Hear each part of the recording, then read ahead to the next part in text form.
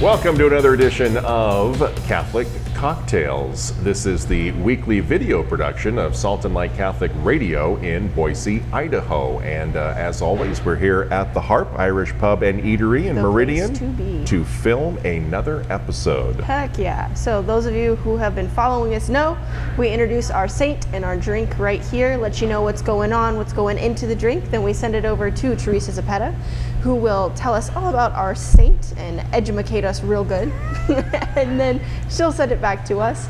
We'll get to watch our bartender make the drink. Then we get to try it and talk about what we learned. Which is my favorite part. So the saint that we are highlighting this week is Saint Andrew the Apostle. Yes. And the cocktail that we've decided to make in his honor is the Rob Roy. And I failed to mention that all of our saints and drinks come out of this book here by Michael P. Foley, Drinking with the Saints. If you don't have one by now, a pox upon ye.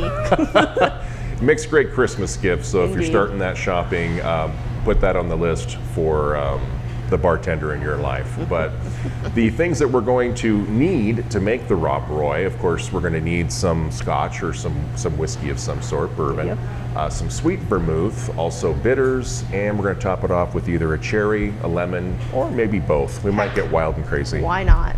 As far as hardware and glassware, this is a basic drink. Very similar to a lot of the other drinks that we've done. So you're going to need an ice, shaker, cocktail glass, and a strainer. All right, now we know what we're going to make and what we need to make it. Now let's send it over to Teresa Zapeta and learn more about St. Andrew the Apostle. On November 30th, we raise a glass to St. Andrew the Apostle, also known as Andrew, protoclete by the Greek tradition. St. Andrew is from Bethsaida, Galilee, on the shores of Lake Gennesareth. He worked as a fisherman with his brother Simon Peter. Much of the information I have here comes from Pope Benedict XVI, Wednesday General Audience. He says that the first thing to notice about Andrew is his name. It's Greek, not Hebrew, which indicates a certain cultural awareness in his family. Andrew was a disciple of John the Baptist and was there when John baptized Jesus. So he heard the words of John, "Behold the Lamb of God." He then followed Jesus to where he was staying along with another unnamed disciple, and spent the day with Jesus. This indicates that Andrew was searching. He shared the hope of the Israelites. He wanted to be in the presence of the Lord.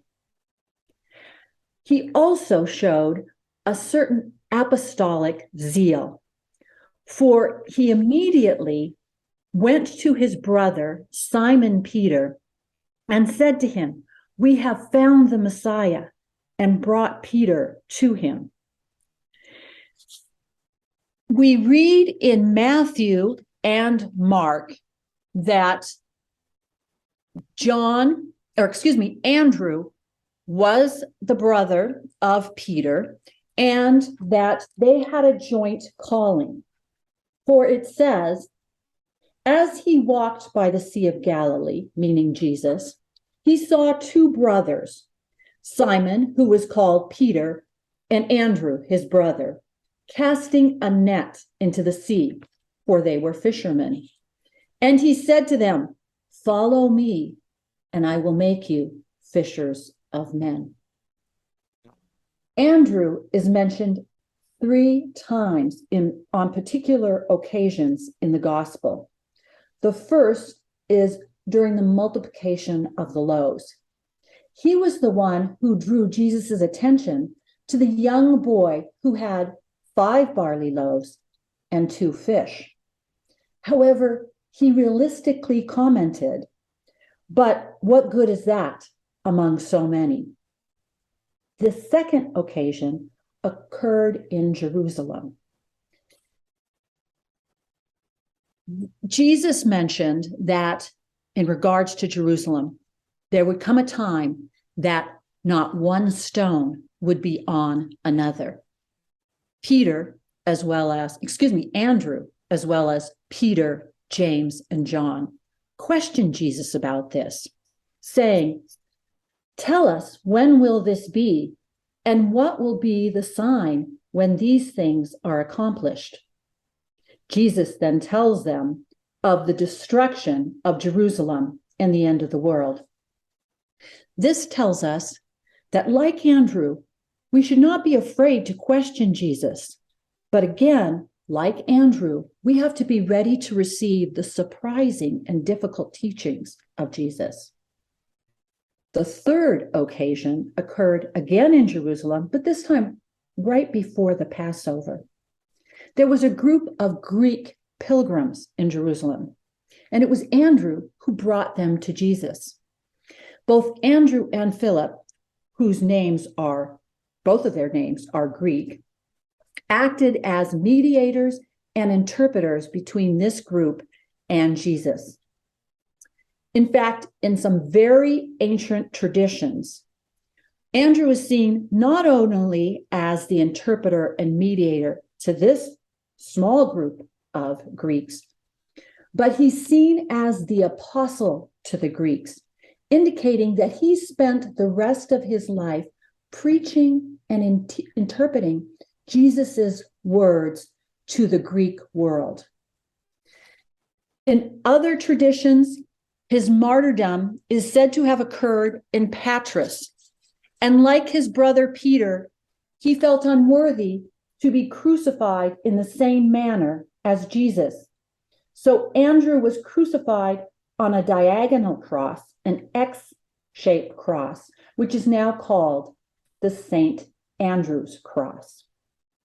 There is a legend in Butler's Lives of the Saints that in the 4th century, St. Regulus, who was a watchkeeper in a sense over the relics of St. Andrew, was told by an angel to take the relics to a spot which would be indicated to him.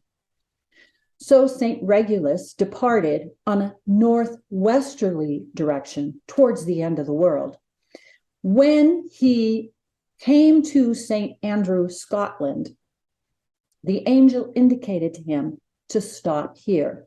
It is said that St. Regulus spent the rest of his life as a bishop evangelizing the people in St. Andrew, Scotland. This is probably the reason why Scotland has chosen as its patron saint, St. Andrew. And this is the reason why it makes perfect sense that a Scotch drink should be used to honor St. Andrew on his feast day. And so to comply with that, we have here the Scottish cocktail, or rather the cocktail that employs Scotch, the Rob Roy.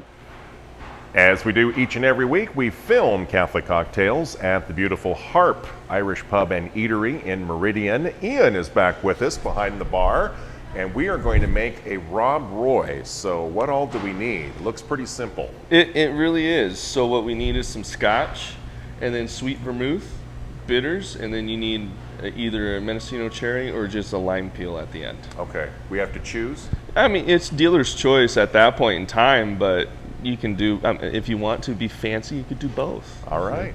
We're all about fancy. Yeah. All right, well, I'm going to step back. We're going to watch Ian in action as we make the Rob Roy. So, for our Rob Roy, we're going to do 1.5 ounces of our Scotch. Then we're going to do 1/4 ounce of our sweet vermouth.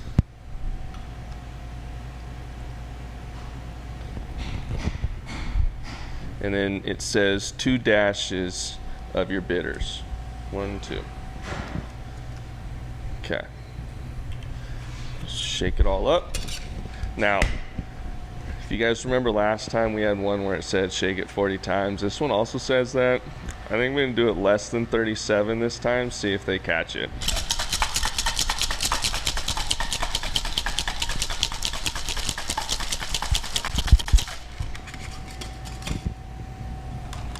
Then you get a strainer,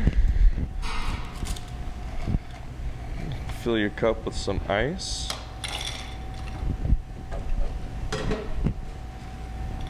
Strain it in.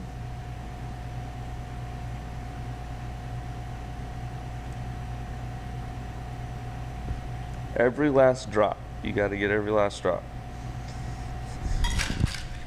Then we'll top it with a cherry, and we can be fancy and do it said lemon twist also. We can peel a lemon for them and be fancy about it. I'm feeling fancy today.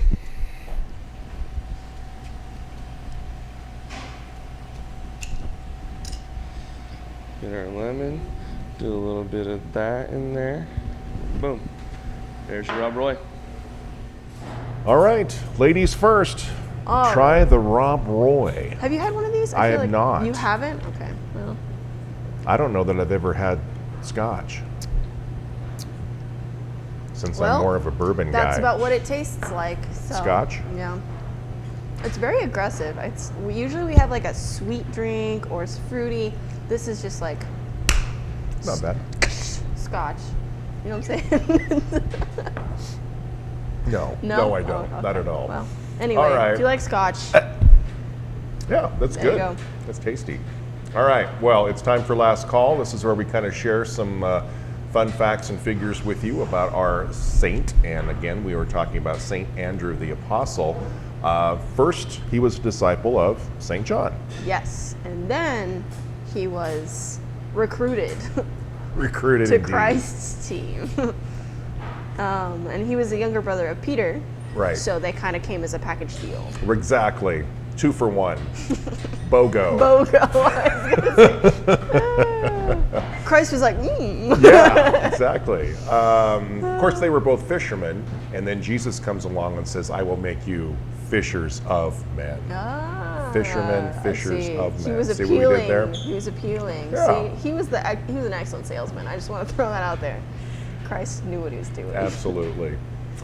He was also considered a leader among the apostles and was called the apostle to the Greeks because he was an interpreter. He spoke Yes. both Hebrew and Greek. Right. Well, he's actually the patron saint of Greece, Russia, and Scotland, and he ended up getting crucified in Greece. Yeah, but it was on an X-shaped cross instead of the normal one. Which So- is where we come up with St. Andrew's Cross. right, which It's- I it's- did not that's- know that. So that yeah. is new information. And because of the whole Scotland deal, that is why we chose the Rob Roy, because of the Scotch that is Yes. in the drink. And does the drink mean manly? No, so it's Andrew. The name Andrew means means it's translated manly. manly. I think in Greek. I think that was what the. Ah, So it makes sense that he is the patron saint of like heavily of countries that drink a lot because it's considered manly or whatever. I don't Okay. know. But yeah, well, there you go. it's in the notes. It's in the notes. Read the book. You don't, yeah, we don't make this up. This all comes out of the book and comes from Teresa. Yes. So anyway, so enjoy Rob Roy. Leave your comments below. Make sure you hit subscribe and all of that. Yes. Give us a thumbs up because the boss likes to see a lot of those. Yep. And hopefully you learned something. We definitely want to thank all of the fine folks here at the Harp Irish Pub and Eatery for making sure they host us and give us delicious drinks here for Catholic For Cocktails. free. Yeah, so Yes. we enjoy our time here, and hopefully you enjoying this series, Catholic Cocktails, again, a video production of Salt and Light Radio. So as Brian said, make sure to subscribe, guys. We really love some interaction, comments, reviews, all that kind of stuff.